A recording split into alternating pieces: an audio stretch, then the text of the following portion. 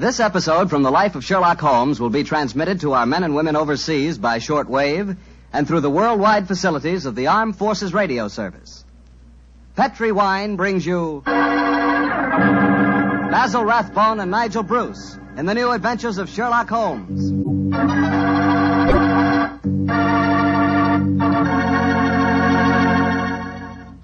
The Petri family, the family that took time to bring you good wine, invite you to listen to Dr. Watson tell us another exciting adventure he shared with his old friend, that master detective, Sherlock Holmes.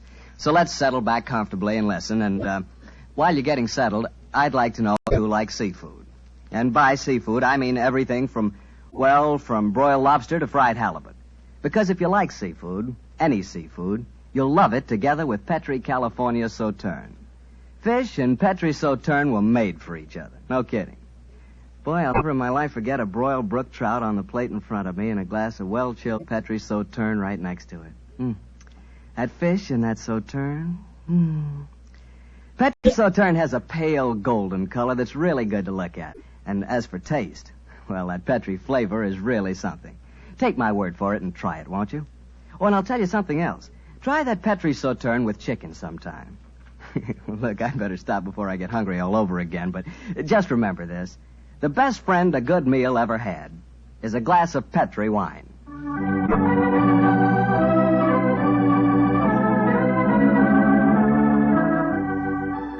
And now let's keep our appointment with the good Dr. Watson. Good evening, Doctor. Good evening, Mr. Bartell. Come over here and join me by the fire. I didn't think it was cold enough for a fire tonight, Doctor. Oh, I suppose it isn't really, but there was one late, so I just couldn't resist putting a match to it. Fire's a good accompaniment to storytelling anyway. Yes, my boy, a fire and a glass of port. Care to join me in one? Thanks, Doctor. So, you're going to tell us a sea story tonight? Yes, Mr. Bartell. The whole adventure took place aboard a small steamer as it plowed through the stormy seas of the Indian Ocean. Here's your glass, my boy. Thanks. And what were you and the great Sherlock Holmes doing on the Indian Ocean, may I ask? We're on our way to Calcutta to solve the case of the vanishing elephant of Parbutipur. Oh, yes, the story you told us a few weeks ago. That's quite right, my boy. It's in the summer of 1894 that we left Liverpool aboard the steamship Lucifer. It wasn't a large ship, and as both the Mediterranean and the Red Sea proved somewhat, shall we say, unfriendly, I may tell you the first part of the voyage was quite unpleasant. In fact, until we left Aden, I'd spent most of the time in my cabin. I'm not much of a sailor, you know. However, as we headed eastward towards Colombo, the weather cleared up a bit, and I came on deck and joined home.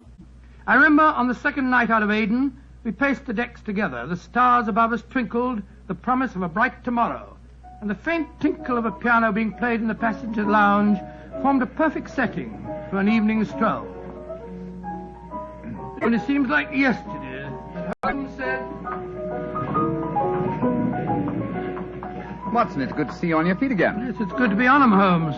It's been a miserable trip for me so far. The captain told me tonight that we can expect good weather between here and Calavati, our next port of call. I thought Colombo was the next stop. And where is Calavati, whatever you call it? Anyway, I never heard of the place. It's a tiny island in the Indian Ocean. It's a British protectorate. Those are the only facts I was able to glean from the encyclopedia in the ship's library. Did you ask the captain why we're stopping there? No, I didn't. As we're traveling incognito, I felt it wiser not to ask too many questions. I find this incognito business something of a strain. Every time a steward calls me Mr. Hamish, I can't think who on earth he's talking to. Whereas I find myself answering to Mr. Mycroft almost automatically. By the way, old chap, now that you're going to mix with the ship's passengers, I suggest that you adopt a Scotch accent. It would seem more appropriate for Mr. Hamish, and I don't want anyone aboard to suspect our true identities. I'll do my best, but I must say, Holmes, I think you're being unnecessarily mysterious. Possibly I've been influenced by reading too many of your rather florid stories of our adventures together. My stories are not florid. They're all perfectly true. Oh, don't be angry with me, old chap. Don't be angry, please. By the way, you'll be interested to know that I've unearthed a little mystery aboard this boat. I trust you to do that. Where is she? I mean, what is... Oh, you observe that suite of cabins on the bridge deck above us? Yeah? What about them? Well, I've been watching them during my nightly strolls for the past 2 weeks. The suite is occupied, and the blinds are never raised. And I've never seen meals taken in there. I presume, therefore, that it must contain a private galley and a cook. I don't see anything mysterious about that. It's probably occupied by some wealthy invalid. Oh, possibly. Another interesting fact is that the occupants are not entered on the ship's passenger list. It all sounds very mysterious. There's probably a perfectly simple explanation for it. In any case, you must save your energies for the problem that awaits us in India. You're Mr. Mycroft now, remember that. I will, Mr. Hamish. Mr. Mycroft? Yes, Mr. Hamish? Would you care to join me for a wee drop of brandy in the smoking room? Mr. Hamish, I shall be delighted.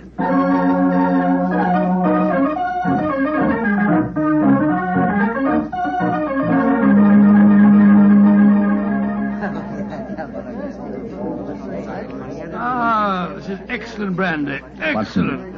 Watson, you notice that rather garrulous gentleman over there in the corner? You mean the one at the table with the oriental-looking fella? Yes, the talkative man is the ship's doctor, but I haven't seen the other gentleman before on this voyage. I wonder if he's an occupant of the mysterious suite on the bridge deck. Let's go over and talk to him, shall we? And remember the accent, Mr. Hamish.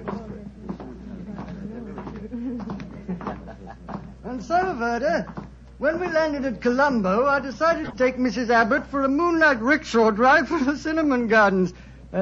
Did you gentlemen want to see me? If you'll excuse us, Dr. Harris, my friend Mr. Hamish and I were having a little argument, and we thought that perhaps you might be able to settle it for us. An argument? Oh, I love a good argument. Sit down, gentlemen. This is Mr. Verda. How do you do, gentlemen? Good evening, sir. My name is Hamish, and this is my friend, Mr. Mycroft. I'm so happy to meet you, gentlemen. Now, how do you know, Mr. Now, gentlemen, tell me what you're arguing about. Well, I love Doctor, a good argument. You see, it wasn't exactly an argument. My friend Mr. Hamish insists that the Suez Canal was built by a Dutchman in 1870. I'm convinced that it was built by Lesseps, a Frenchman, in 1869. We thought you'd know. You flatter me. I'm only a ship's doctor, not an historian. Ask Verdi. He probably knows. Can you settle the question for us, sir? I can, my Mr. Mycroft. You are almost correct. The canal was opened in 1869, though its construction began 10 years previously. De Lesseps, a French engineer, was in charge of the operation. There is a statue of him in Port Said Harbor, built to commemorate his skill and enterprise. Much obliged to you, Mr. Vera. Hamish, I think that I win my bet. Aye, Mycroft, I'm afraid you do, if you're sure of your facts, Mr. Werner. I'm sufficiently sure of them, Mr. Hamish, to venture a small wager myself. No. I think I'll not make any more bets on the subject, thank you. Well, gentlemen, if you will excuse me, I shall return to my cabin now. Oh, don't go. No, don't go, sir. It'll make us feel as if we'd driven you away. Oh, not at all, Mr. Hamish. I enjoyed meeting you both, but I have some letters to write. Good evening, gentlemen. He's a charming person. Charming and extremely knowledgeable. Bit of a bore, if you ask me.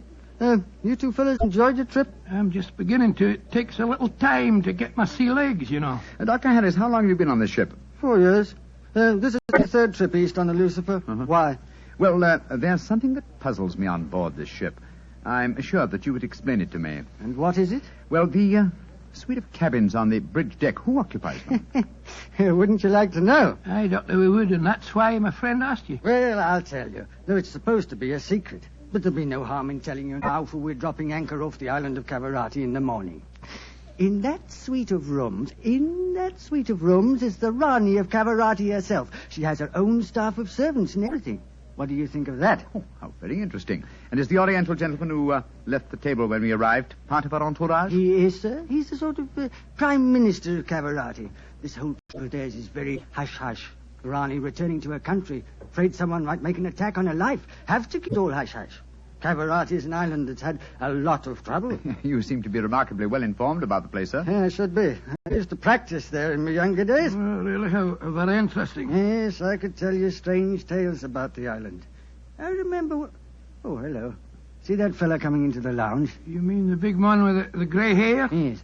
That's Sir Christopher Wyatt. Owns all the tea plantations on Cavarati. He's a dull fella, but I'll call him over. Wyatt, come over and join us. Be careful. He'll talk your head off if you give him half a chance.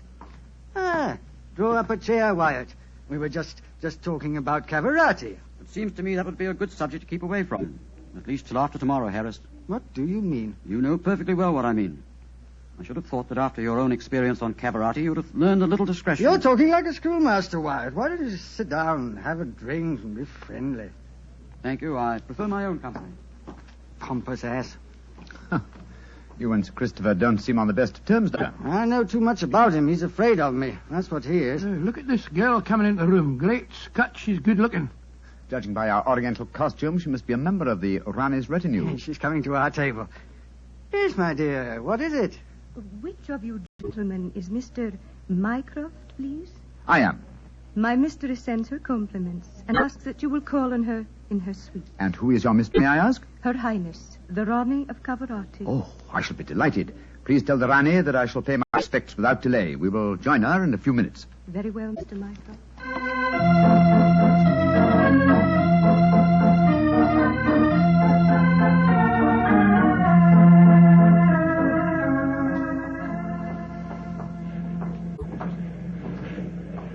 You know, Holmes, this is pretty exciting. The girl that just brought us the message was a stunning creature. Imagine what the Rani herself must be like. Oh, what an incurable beast you are, Watson. I suppose you picture the Rani clad in oriental splendor, reclining like an odalisque on silken cushions. No, there's no need to make fun of me, old fellow. Ah, here we are, the cabin. Ah, it is you, gentlemen. Follow me, please.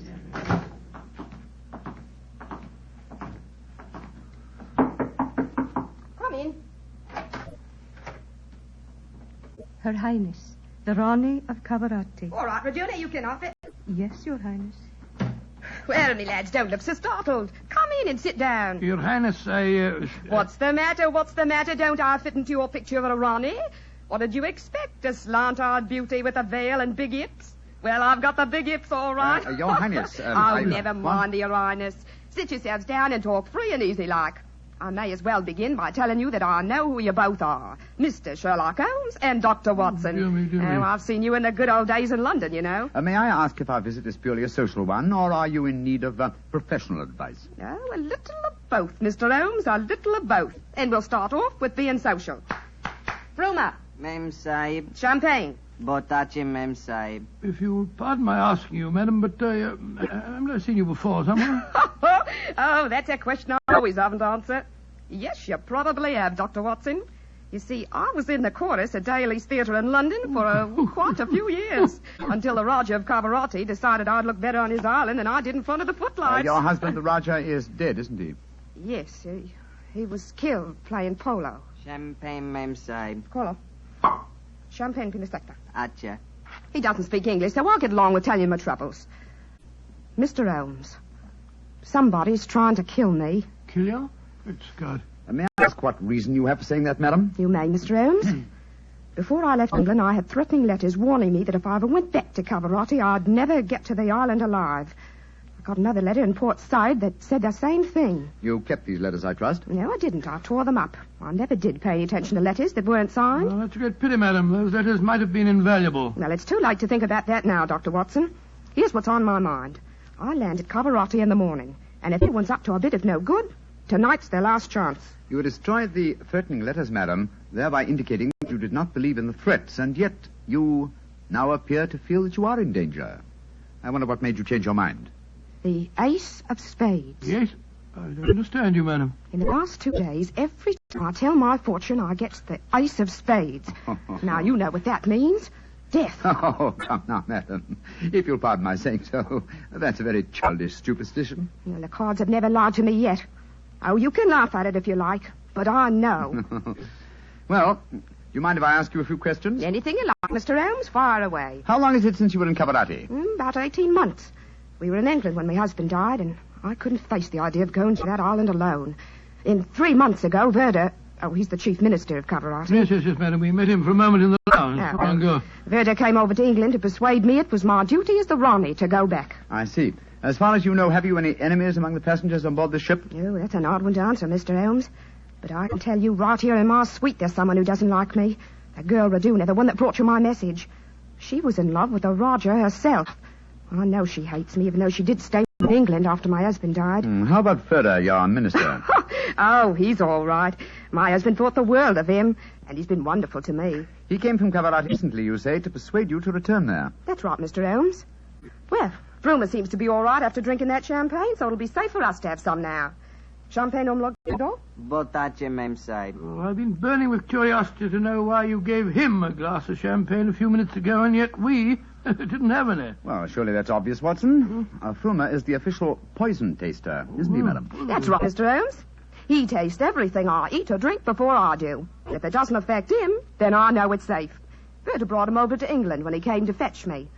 On the island of Cavarati, poisoning's quite an hobby, you know.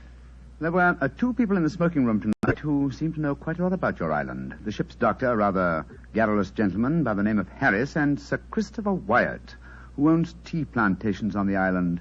Do you know either of them, madam? I should say I do, both of them. Dr. Harris isn't any good.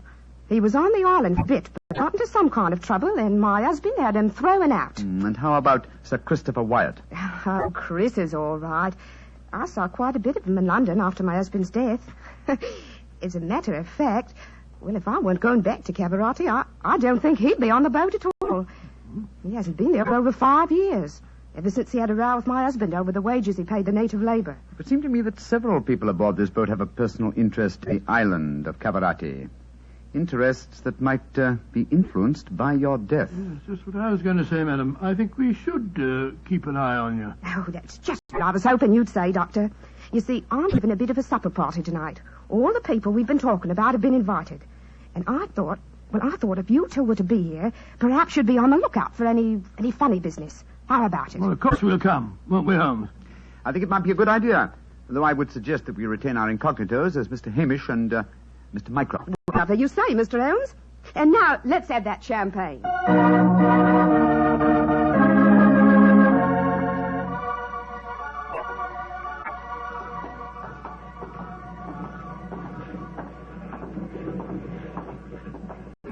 You know, Holmes, I remember the Rani when she was in the course at Daly's. She looked stunning in tights. There was one night I Yes, took no, her out time, to old dinner chap, and if you don't mind. At the moment, there's a question I want to ask you. Oh, sir? Is your medical bag fully equipped with all the antidotes to poison? Poison? It's ridiculous. How could the Rani be poisoned when she has a poison taster? My dear Watson, you mustn't... What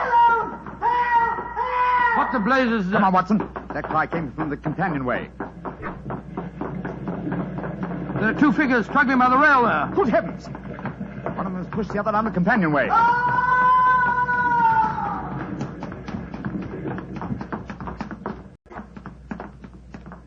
Good Lord. His skull smashed in. I'm afraid that he... What's happened? Sir Christopher Wyatt. What are you doing here? I was taking a stroll. I heard a yell from this direction and came here as fast as I could. Great Scott, this fellow's bleeding badly. We must get the ship's doctor. It's hardly necessary, I fear, Sir Christopher. What do you mean? In the first place, this man is dead. In the second place, he is the ship's doctor.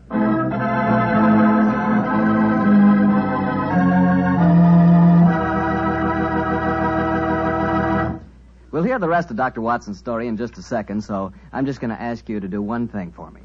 Well, I should say for yourself. Tomorrow night, if you're having meat or any meat dish for dinner, why not open up a bottle of Petri California Burgundy? That wonderful, rich, red Petri Burgundy will turn your dinner into a real feast. You see if it doesn't. Because there's nothing like a good wine with good food. And I know you usually gets good food, and I know that Petri Burgundy is a good wine. In fact, it's a perfect mealtime wine. Try it and see. And now, Dr. Watson, tell us what happened next. You said you found the ship's doctor dead at the foot of the companionway? Yes, Mr. Bartell. His neck had been broken instantly. Imagine there was a good deal of excitement aboard. No, my boy, as a matter of fact, there wasn't. We managed to get the body back to its cabin without attracting attention. Holmes, after revealing his true identity, was able to persuade the captain to hush up the killing until after the Rani's party had taken place. Oh, he didn't want to scare the murderer, I guess. What happened next, Doctor? Holmes and I returned to our cabin to dress for the party. Holmes, I remember, was in a state of suppressed excitement. He spoke quietly and deliberately. Watson, surely it's obvious why the doctor was murdered. Well, it isn't obvious to me. But it's elementary, my dear fellow. If you are planning a subtle murder by poison, how wise to remove the one man who might save the victim's life, a doctor. Oh, you keep harping on poisoning. It seems to me that to be the last way a murderer would try to dispose of the Rani. Everything she touches is first tested by the poison tester. Exactly. That's why I call it a subtle murder attempt. Didn't you notice the physical attributes of Frumer, the poison tester? Which in particular, Well, Holmes? his unusually glossy hair, his remarkably clear complexion, his plump figure. Look here. Just tell me one thing, will you? What's that? I presume that in your medical bag you have a supply of magnesia. Naturally.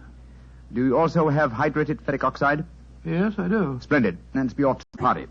Oh, funny things to take to a party, I must say. That's true, my dear fellow, but I'm afraid that this party may not prove as convivial as the Rani thinks.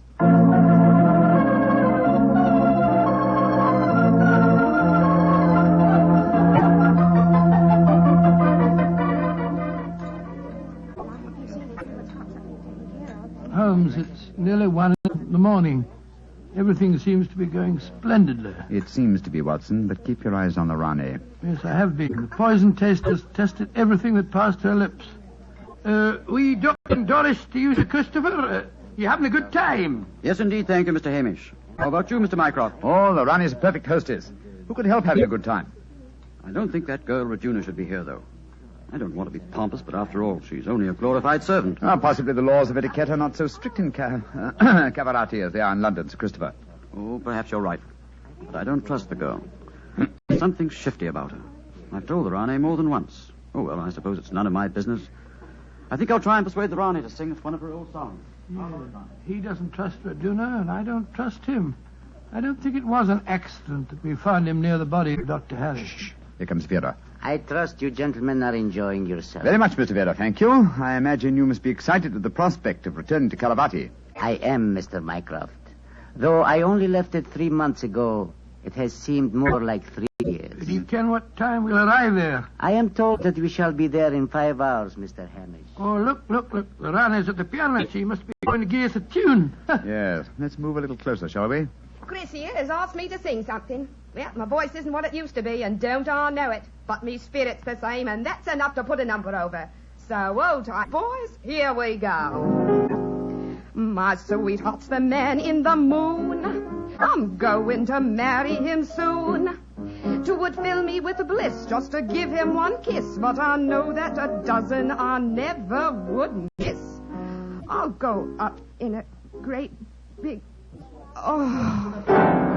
Great Scott, she... Quick, Watson, your medical bag. I'll lock the doors. Right, go, Holmes. Bring some water, please. Help me. Oh, please, help me. What is the matter? Don't be frightened, madam. I'll take care of you. Thirsty. Give me water. Oh, such pain. All the symptoms of arsenic poisoning. Now I know why Holmes asked me if I had any magnesia, ferric oxide. Do something for me, Doctor. I'm dying. Don't worry, Your Highness. You're not going to die.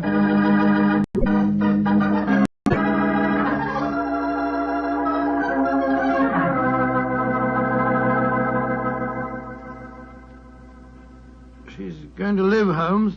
Ah, gracious me, I'm tired.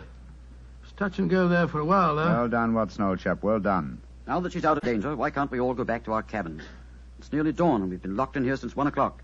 You've no right to do this, you know. Possibly not, Sir Christopher, but there's a murderer in this cabin, and I don't intend to let him escape. Mr. Holmes, what happened? How could I have been poisoned when Frumer tasted everything first? Why wasn't he poisoned? For a very simple reason, Your Highness. The murderer has been conditioning Frumer for over a year. What do you mean? He's been feeding him gradually increasing doses of arsenic until he has finally become immune to the poison. Great Scott, I never thought of that. Frumer's glossy hair, his complexion, and stout figure are all typical of a person who consumes arsenic regularly. But who could have done it? Only one person had the opportunity. Well, tell us who that person is. No, not you, Sir Christopher, not you. For you haven't been on the island for years, whereas Frumer returned from Caravati but 3 months ago. Raduna has also been in London with her mistress for the past 18 months, remember? The answer is obvious. You did it, Verda. You brought the taster over when you came to fetch me. You'd prepared him for the year beforehand. Of course I did. No white Rana will ever rule over Cavarati. And you murdered Dr. Harris. Equally true. Mr. Holmes, give me the key to the door, please. Oh, no. What? Do not come near me. Oh. Please throw it on the floor. Do not hesitate. You see this revolver? I should have no compunction in using it, I assure you. How do you expect to escape, Vera? The key, please. Thank you. You'll never get away with this, Verda, you devil. But I shall. We are now in the harbor of Cavarati. I shall swim ashore and arrange your welcome, my dear Rane. Turn your backs, please. Turn them. Thank you. Goodbye. He's gone. Come on, Watson. After him. You have your revolver, Watson? Yes, but I didn't get a chance to draw it. He had me covered. Well, draw it now, old fellow. Aim for a leg or an arm and don't hesitate. There he is, up on the lifeboat. He's climbing up on the rail. Where is he? Where did he go? Out there on the rail above us, madam. He's He's going to dive. Give me that revolver, Dr. Watson. Quick. That's it. Come down off there, Verder. Wolves, Medlars, keep out of my bears. There he goes. He's dived. Madam, you shot to kill. Of course I did, Mr. Holmes. Remember that we're now in Cavarati waters, and that though I may not look like it at the moment, I am still the Ronnie of Cavarati.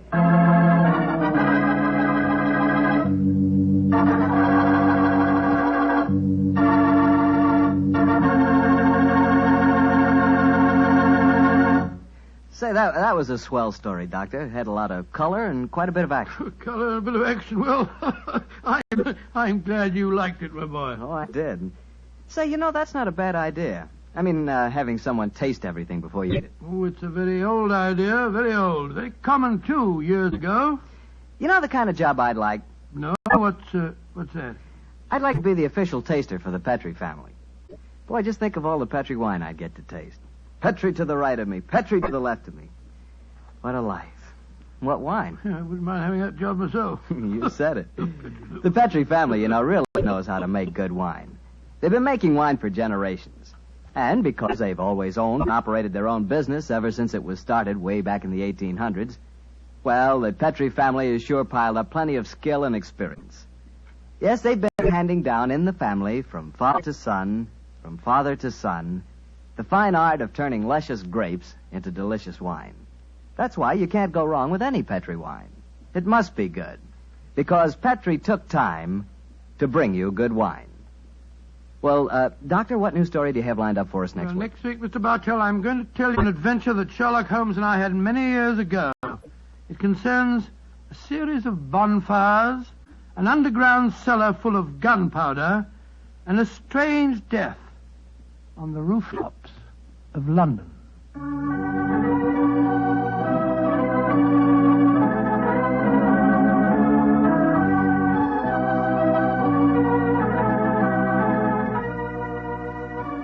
Tonight's Sherlock Holmes adventure is written by Dennis Green and Anthony Boucher and was suggested by an incident in the Sir Arthur Conan Doyle story, The Adventure of the Mazarin Stone. Mr. Rathbone appears through the courtesy of Metro-Goldwyn-Mayer, and Mr. Bruce through the courtesy of Universal Pictures, where they are now starring in the Sherlock Holmes series.